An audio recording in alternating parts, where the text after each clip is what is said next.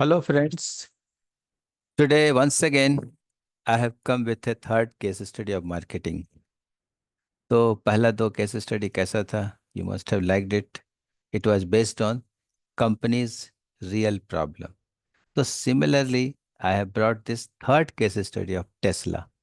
Tesla का कैसे उतार चढ़ा हुआ? How did they struggle to get success?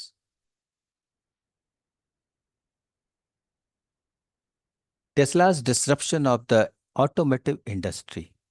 किसी भी सेल्समैन के लिए क्या चाहिए? अपॉर्चुनिटी चाहिए। अपॉर्चुनिटी क्या होती है? हमें सेल करना है। तो हमें पता करना होता है कि हम जो प्रोडक्ट बेचने वाले हैं, मैं जो प्रोडक्ट बेचने वाला हूँ, वो किस मार्केट में फिट बैठता है। दूसरी बात कि वहाँ पर गैप क्या है। गैप क्या मतलब कि कौन सी कंपनी है या कौन सा प्रोडक्ट है जो सर्विस प्रॉपरली दे नहीं पा रहा है और उसकी ज़रूरत है लोगों को। क्या उस प्रोडक्ट की अवेलेबिलिटी रहती है प्रॉपरली? क्या वो प्रोडक्ट सर्विस प्रॉपरली दे पाता है? तो यहाँ पे टेस्ला ने इसी तरह एक अपॉर्चुनिटी ढूंढा। क्या ढूंढा? डीजल और पेट्रोल का ज़माना, आईसी इंजन का ज़माना है। लेकिन उन्होंने 2003 में ही एलन मस्क साहब ने पता किया, उन्होंने एंटिसिपेट किया कि कुछ दिनों में ये इलेक्ट्रिक व्हीकल टेक्नोलॉजी छा जाएगी। Tesla, founded in 2003 by Elon Musk and a group of engineers, aimed to accelerate the world's transition to sustainable energy.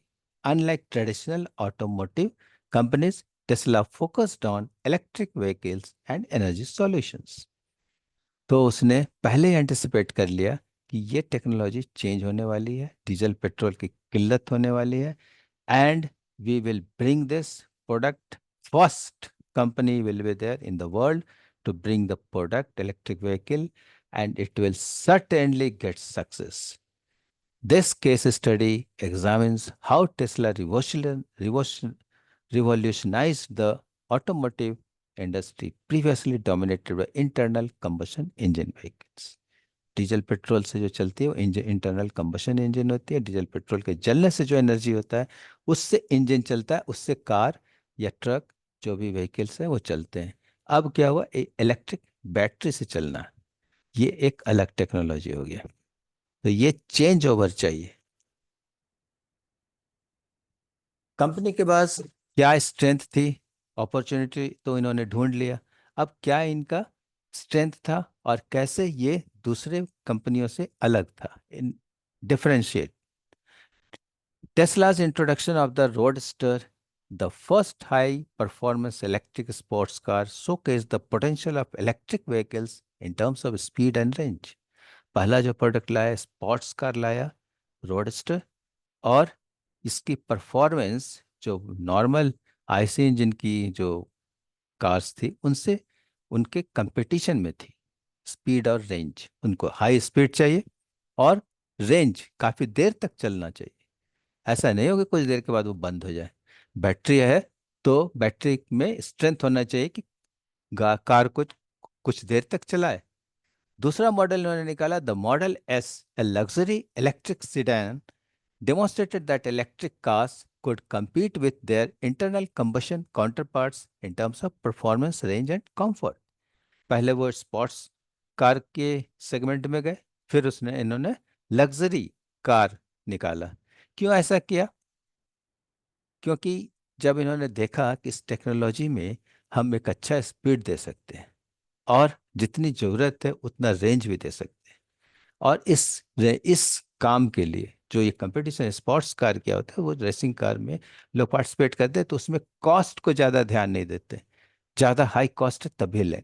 अब नया प्रोडक्ट है तो new product will have lot of initial investment, so cost will be very high.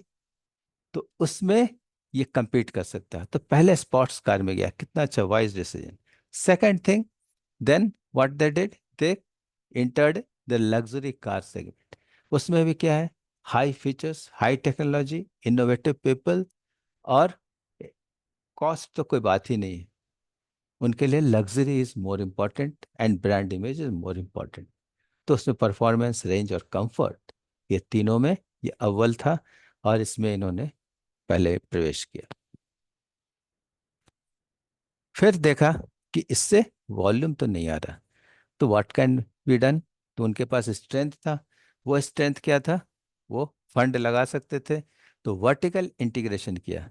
अब इसमें दो चीजें हैं, electric vehicle में दो चीजें, एक क्या है, बैटरी है जो बहुत ही हाई कॉस्ट है, दूसरा क्या है, सॉफ्टवेयर। सॉफ्टवेयर है वो भी बहुत कॉस्टली है अगर आप बाहर से लोगे। और इनिशियल स्टेज में क्या होता है, आपकी डिमांड बहुत कम होती है, so your requirement will be very less. तो सप्लायर तो आपको नाच नचा देगा, they will keep the very high enormous rates, so that will not be viable. तो उन्होंने क्या किया, वर्टिकल इंटीग्रेशन किया, जो शुरू का जो भी चीज़ है वो खुद बनाओ, बैटरी खुद बनाओ, ठीक है, सॉफ्टवेयर खुद बनाओ, तो हमारा कॉस्ट क्या है, उसमें जो सप्लायर्स प्रॉफिट लेते हैं वो भी हमारा हो गया। So this way you can control the quality, production and cost. उसके बाद अपना फाउंडेशन को और स्ट्रॉन्ग करने के लिए क्या चाहिए, see, you are trying to bring changes in customer, in their habit. अभी वो क्या कर रहे हैं, वो डीजल और पेट्रोल की गाड़ियां चला रहे हैं, उनको उसमें बहुत ही कंफर्ट है, कहीं भी जाएं उनको मिल जाता है डीजल पेट्रोल, कहीं भी गाड़ी खराब हो तुरंत रिपेयर हो जाता है। तो उसके लिए सुपर चार्जर नेटवर्क चाहिए था, कि हमारी गाड़ी कहीं भी जाए, किसी भी जगह पे जाए, वहाँ पे हम अपने बैटरी को रिचार्ज कर सकें। तो उसका रेंज अगर अच्छा होगा तो एक जगह से दूसरी जगह हम जाएंगे, फिर उसे हम चार्ज कर देंगे। तो they Tesla invested heavily in building a proprietary network of supercharger stations. This allowed Tesla owners to charge their cars quickly and conveniently, elevating range and anxiety. अब बार बार आपको मिल सकता है सुपर चार्जिंग स्टेशन, तो range का भी problem नहीं, 50 kilometre 100 kilometre पे अगर चार्जिंग करने के लिए स्टेशन मिल जाए हमारी गाड़ी का, तो क्या है, वो टेंशन खत्म हो गया, है ना। ऑटोनॉमस ड्राइविंग टेक्नोलॉजी, ये एक नया फीचर दिया इन्होंने। इस जब आप लग्जरी कार के सेगमेंट में जाते हो, या हाई कॉस्ट वाले कोई भी एलिट क्लास को आप जब टच करते हो, उनको आप टारगेट बनाते हो, तो उनके लिए नया चीज़ चाहिए। सिर्फ ऐसे ही पैसा थोड़ी देंगे, 50 लाख की BMW, 60 लाख की, 70 लाख की Mercedes, how why will they पे, they are paying just for brand image. Second thing, good comfort, lot of new technologies. तो इसमें ऑटोनोमस ड्राइविंग टेक्नोलॉजी लाया, जिससे क्या है कि वो उसमें एक सॉफ्टवेयर है, और ड्राइवर को वो बताता है कि अभी आगे ऑब्स्टिकल आने वाला है, you take left, right slide, left slide right, this that so many things. So this autonomous driving technology, this also getting updated time to time. तो ये चीज इन्होंने एक ऐड किया, आप जब ज्यादा पैसा ले रहे हो तो ज्यादा आप फीचर दोगे, इन्होंने ये ऐड किया। ये दो स्ट्रेंथ थे इनके। देन उसके बाद क्या हुआ, जब लोगों को ये अच्छा लगा और वो उन्होंने रेस्पॉन्स किया, तो मार्केट में क्या होता है, इससे लोग चेंज होने लगते हैं, that is market disruption and main stream adoption. इसको फिर मेन स्ट्रीम में आ जाता है वो। पहले तो जो एग्जिस्टिंग चीज जो चल रही थी उसको रोका, और फिर हम अपने नए प्रोडक्ट को इसको मेन स्ट्रीम में ले आए। As Tesla continue to refine its technology and lower production cost, it began to compete in more affordable segments with models like the Model 3। फिर Model 3 लाया इन्होंने। अभी इंट्रोडक्शन स्टेज में है, तो हमने देखा था कि जो 4 Ps है उसमें क्या क्या चेंजेस आते हैं हर एक स्टेज में। जैसे इंट्रोडक्शन में है कि हाई इन्वेस्टमेंट, प्रोडक्ट आप बनाए लेकिन R&D को बहुत ही एक्टिव रहना है, कस्टमर फीडबैक लेना है, फिर चेंजेस लाना है, कॉस्ट इफेक्टिवनेस देखना है, उसकी सर्विस में अगर कोई प्रॉब्लम है तो वो देखना है। So all this customer feedback and your smooth running of the production of the product, this all the things are very important. फिर मॉडल 3 लाए, मॉडल 3 का कॉस्ट इफेक्टिवनेस था, competitive pricing combined with growing environmental consciousness contributed to its widespread adoption। Cost को जब competitive किया तो लोगों को लगा कि ये तो अच्छा है, और दूसरी बात है कि इससे पॉल्यूशन नहीं होता है, तो इससे बहुत जल्दी ये पॉपुलर हो गया। ग्लोबल एक्सपेंशन, टेस्ला को लगा कि अब ग्लोबल एक्सपेंशन भी करना चाहिए, then only we can get high volume and more viability. Tesla expanded its presence globally establishing factories in different regions, including the gigafactories, lithium battery manufacturing in the US, China, and Europe to cater to local markets. इसको cost को effective करने के लिए क्या किया? वही vertical integration में इन्होंने लिथियम बैटरी की फैक्ट्री को खरीद लिया, गीगा फैक्ट्रीज, और जो प्रॉफिट वो कमाते थे वो इनका हो गया। तो इससे इनका कंट्रोल भी हो गया, कंट्रोल लाइन बैटरी का क्वालिटी एंड द कॉस्ट, और ग्लोबल प्रेजेंस भी हो गया इससे। देन challenges क्या थे? Regulatory and compliance issues. You are making batteries, you are assembling batteries, lot of safety measures are required. Government rules, regulations will be there for that. So safety measures को तो आपको adopt करना है, so company adopted it. Second thing, emission regulations. तो इसमें emissions तो ज़्यादा नहीं थे, लेकिन अगर आप फैक्ट्री में देखोगे तो प्रोडक्शन में उसमें इमिशंस क्या हो रहे हैं उसका भी आपको कंट्रोल करना होगा, उसका स्टैंडर्ड को मेंटेन करना होगा, सेफ्टी स्टैंडर्ड को। And production challenges, scaling up production to meet demand prove to be a significant hurdle for Tesla. अब कॉस्ट बहुत ज़्यादा पड़ रहा है, उसको हम कैसे डाउन करें? इसलिए ग्लोबल मार्केट को इन्होंने टारगेट किया, वॉल्यूम बढ़ाया, तो इसके बाद वो थोड़ा सा कॉस्ट डाउन हुआ। The company faced bottlenecks and quality control issues, especially during the production ramp up of the Model 3. Lot of things happen when you bring new product in introduction stage. You will get lot of problems, and that is the challenge. Without challenge, what is life? Quality की issues आएगी, cost की issues आएगी। Then market perception and competition. अब इसके बाद क्या हुआ कि जब लोगों ने देखा कि टेस्ला का प्रोडक्ट लोग लाइक करने लग गए, तो काफी कंपटीटर आने लग गए, उन्होंने भी हेवी इन्वेस्टमेंट किया। Initially electric vehicles were met with scepticism and were perceived as impractical. पहले लोगों ने लाइक नहीं किया, उसको शक की नज़र से देखते थे और प्रैक्टिकल नहीं ऐसा महसूस करते थे। लेकिन traditional automakers, though slow to respond, eventually began to invest heavily in their own electric vehicle program. उन्होंने इलेक्ट्रिक व्हीकल प्रोग्राम चालू कर दिया, उन लोगों ने भी इन्वेस्टमेंट चालू कर दिया। अब कंपिटिटर्स आ गए मार्केट में। Financial sustainability. Tesla operated with substantial losses for many years as it invested heavily in research, development, and manufacturing capabilities. Achieving in profitability was a significant milestone. Actually, Tesla शुरुआत में इन्होंने काफ़ी struggle किया, काफ़ी investment किया, R&D किया, customer feedback लिया, और वर्टिकल इंटीग्रेशन में भी काफ़ी इन्वेस्टमेंट हुआ। तो इससे क्या हुआ? इसने एक मार्केट बनाया, और आई थिंक क्रैकिंग द नट का काम किया इन्होंने। इन्होंने एक जगह, एक रास्ता दिखाया कंपिटिटर्स को, तो it was a significant milestone. इसका इम्पैक्ट क्या हुआ? Accelerating electric vehicle adoption, Tesla success in producing high quality electric vehicles at scale has forced traditional automakers to accelerate their own electric vehicle program. Competitors आ गए और उन्होंने भी high quality electric vehicles के लिए काफ़ी इन्वेस्टमेंट शुरू कर दिया, काफ़ी कंपिटिटर आ गए। मतलब एक ऑटोमोटिव इंडस्ट्री में एक अलग सा चेंजेस आ गया। The sea change in that you must have seen last 5-6 years what is happening. कितना चेंज जा रहा है, इलेक्ट्रिक व्हीकल हर कंपनी बनाने लग गई। Technological innovations, Tesla's emphasis on technology, software updates, and over-the-air wireless updates capabilities has reshaped expectations for automotive technology. अब इनका technology का जो इनोवेशन है वो तो था ही, तो उसमें और भी improvement. You cannot make one technology and think that it is over. Now this work is over and it will be liked by the people. You cannot take the customer granted. उसके बाद भी आपको हमेशा change करना है, हमेशा you have to stand on the to.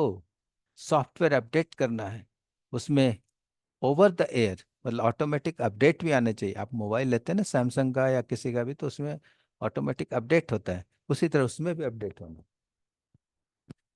Then what was the impact? Market valuation and investor confidence. Tesla's soaring stock prices and market capitalization have drawn attention to the potential of electric vehicles and sustainable energy solution. इनका जब सफलता इनको मिली तो इनके share price भी बहुत तेजी से बढ़ने लगे, मार्केट कैपिटलाइज होने लग गया। तो इसको देखकर कंपिटिटर्स और इन्वेस्टर दोनों में कॉन्फिडेंस आया, यानी कंपिटिटर्स ने भी अपना इन्वेस्टमेंट और आगे बढ़ाया, और इस कंपनी में जो शेयर खरीदने वाले हैं उनका भी कॉन्फिडेंस बहुत बढ़ गया। Changing consumer preferences, Tesla success has influence consumer preferences with more buyers considering electric vehicles as viable option. कहाँ तो वो सोच रहे थे इम्प्रैक्टिकल है, now they are thinking it is very viable, very good thing, and it is not giving pollution, not polluting the environment. So, a lot of positive things now they are seeing, and they are saying that it is a great thing. तो देखा आपने Tesla का कितना success हुआ। उसके बाद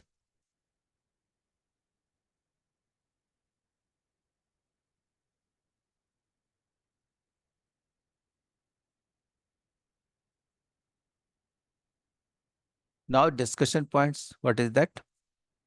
What were the key factors that contributed to Tesla's success in disrupting automotive industry? तो इसमें आपने देखा क्या चीज था की फैक्टर्स। पहला कि ये कंटिन्यूस उनके अंदर ये फीलिंग थी, एक जुनून था कि they will get success. They were knowing what is going to happen in next 20 years। There people will be more conscious for the environment, people will be more conscious for the cost, and there will be scarcity of petrol and diesel in the future। तो इस चीज को उन्होंने पहले ही भांप लिया।